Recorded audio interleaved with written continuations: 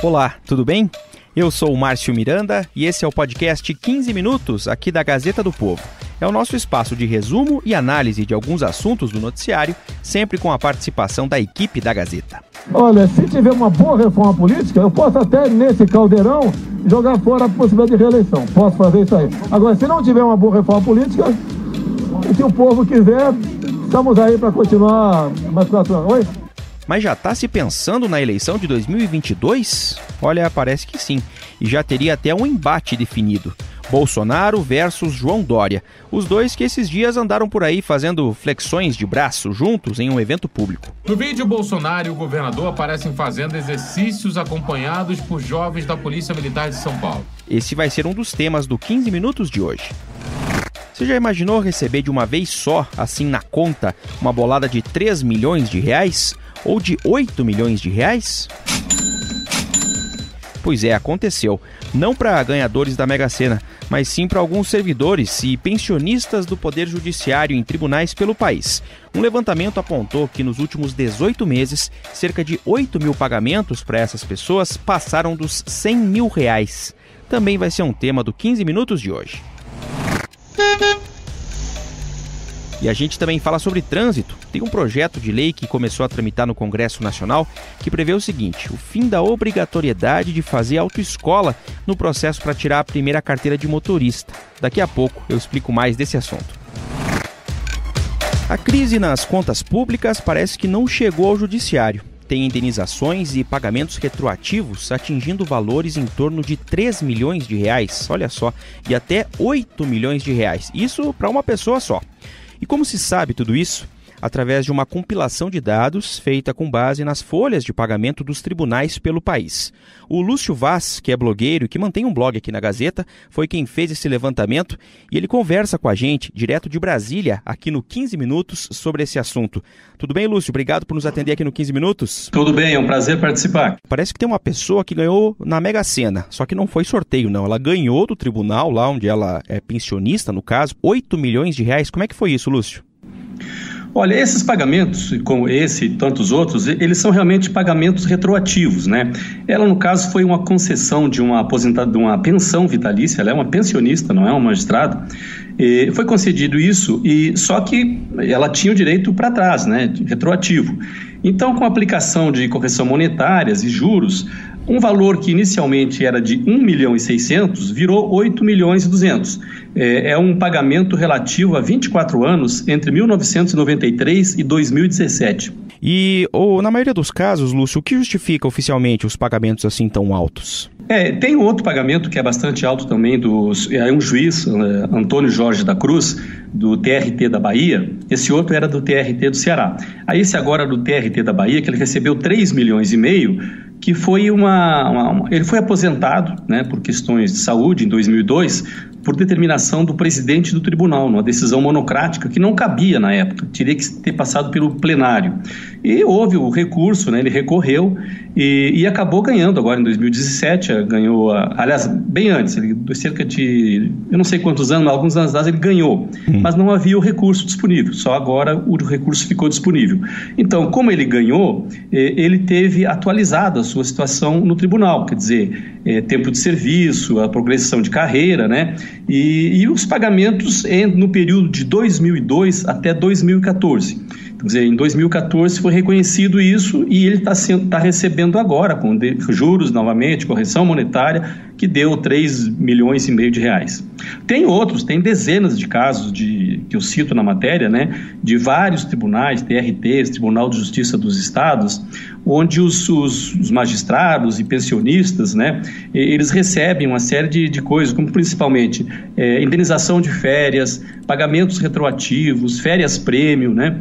O que tem mais casos é o Tribunal de Justiça de Minas, né? E são pagamentos assim de 700 mil, 600 mil, 800 mil, Tem muitos magistrados que eles não tiram todas as férias, porque a férias do magistrado é de 60 dias por ano.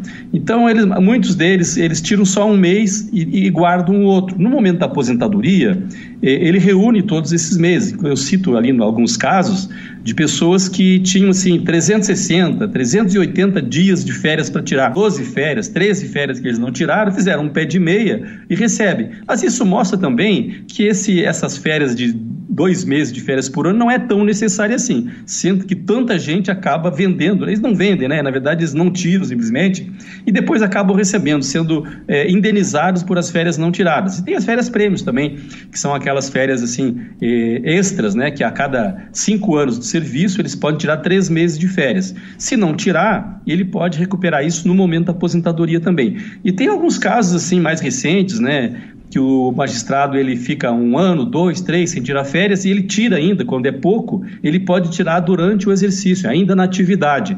Então tem muitos que tiram assim, recuperam, né, 1, 2 meses de férias. E os retroativos, a maior parte dos retroativos são relativos ao auxílio moradia, que era um direito que era garantido ao Ministério Público e não ao Judiciário. Alguns anos atrás, eles recorreram e conseguiram, né, na Justiça. A Justiça reconheceu que os juízes tinham direito também a isso. Então, houve pagamentos retroativos, assim, de 10 anos atrás, 20 anos atrás. O Tribunal de Justiça de Minas é o que tem, talvez, os mais casos, né? Então, eles receberam um período de 10 anos acumulados de auxílio moradia. Aí você coloca juros, correção monetária, dá uma fortuna. No Tribunal de Rondônia também é um caso bastante interessante, que a soma eles conseguiram até a decisão no Supremo Tribunal Federal, e eles tinham um período longo que eles não recebiam auxílio moradia lá no Tribunal de Justiça de Rondônia, passaram a ter o direito, e a soma de tudo que estava devido a eles chegava a 150 milhões de reais após os juros e correção monetária. E eu consegui fazer com a lei de acesso, ter acesso ao valor original, os cálculos que foram feitos, e a gente chegou à conclusão que cada um recebeu o equivalente a 5 vezes por mês, né, o que é hoje o auxílio moradia deles. E isso tudo no período de crise nas contas públicas, né? O sério é isso, né? Pagamentos tão grandes, normalmente na administração pública, iria para o precatório. E entraria na fila do precatório, que às vezes leva anos. Ali é feito na canetada. Olha, ele tem direito, vamos pagar, pagou. Por que essa agilidade para pagar para alguns, enquanto para o trabalhador comum, né, da iniciativa privada, ou mesmo de outros setores do serviço público, não tem essa agilidade toda, isso aí demora para pagar.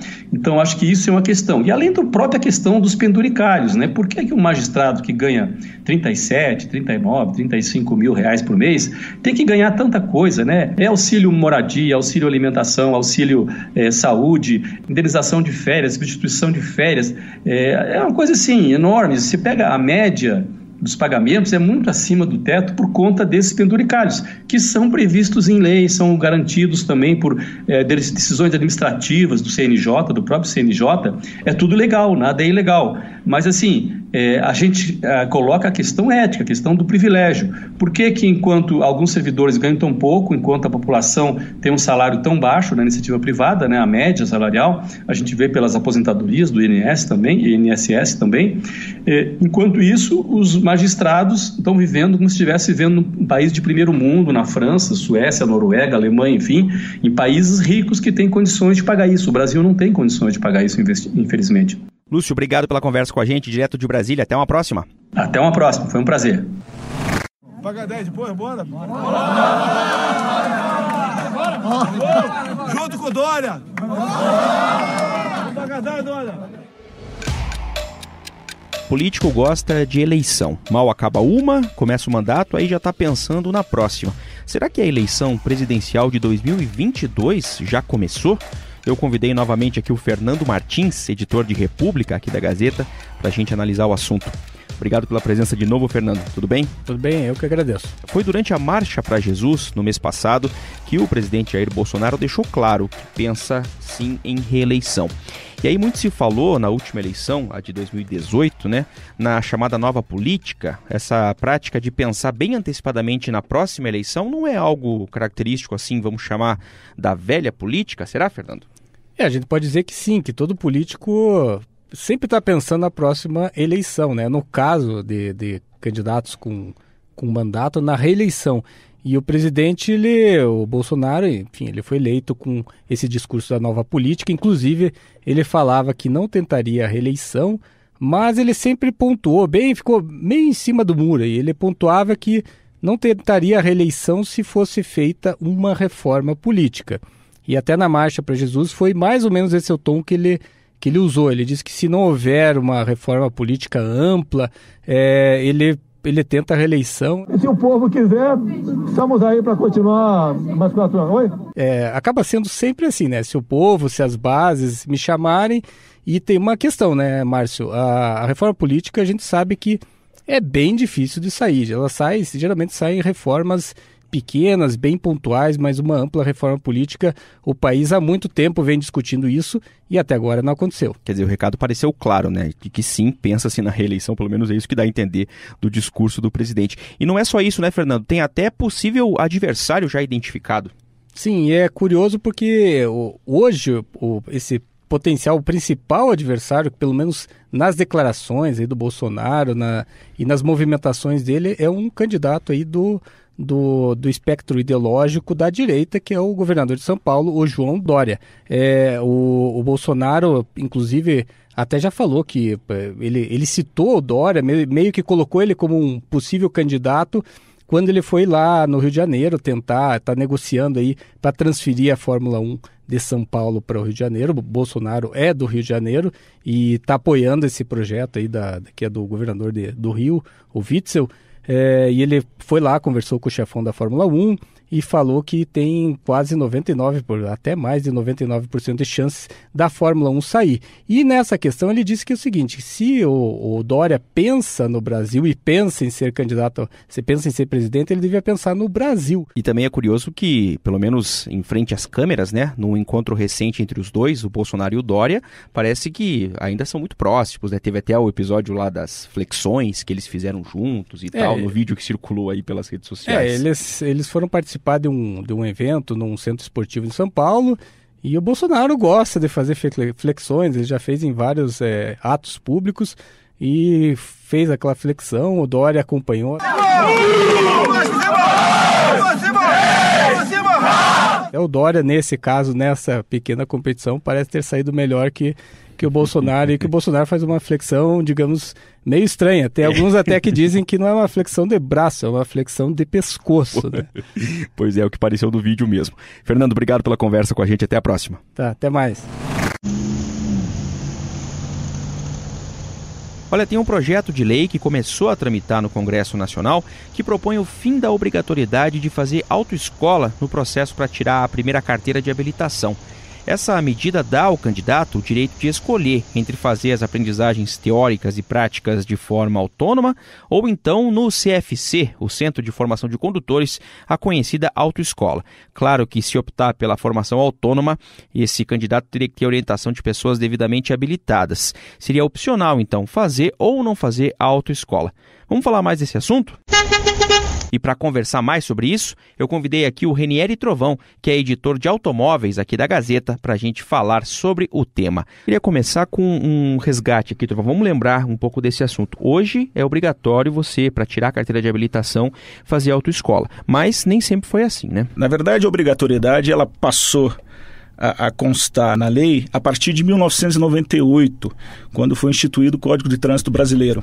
O artigo 147 desse código diz que a pessoa candidata à habilitação, à primeira habilitação, precisa necessariamente passar pela autoescola. E o que o deputado prevê exatamente nesse projeto, que, só para a gente reforçar, começou agora, né, a tramitar lá no Congresso Nacional? Isso, ele apresentou, foi no dia 26 de junho, agora recente, mas a justificativa dele é o seguinte, ele acredita que o processo de formação do condutor ele pode ser feito fora da autoescola, sem a necessidade do aluno, enfim, da pessoa, do candidato, ter que bancar, tá, um curso numa CFC que o segundo deputado, e realmente uma avaliação rápida, uma pesquisa rápida, a gente vê que é um curso realmente caro, oneroso. Hoje até ele citou na argumentação dele de que se a pessoa for fazer, dependendo do número de aulas práticas que faça nas ruas, o valor pode chegar a R$3.000.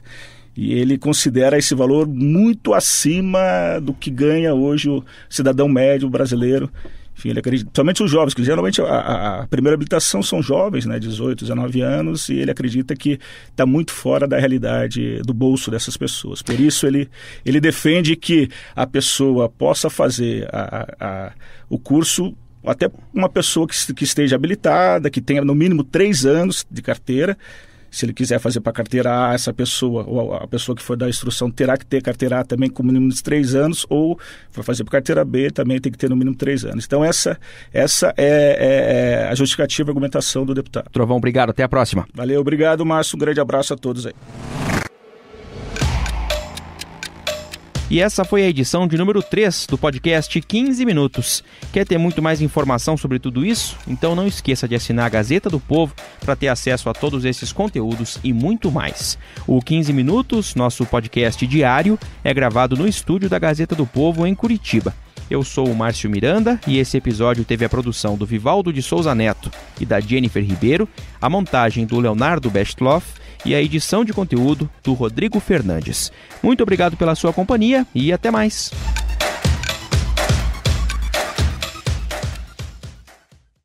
Gazeta do Povo. Clareza de convicções, coragem no posicionamento.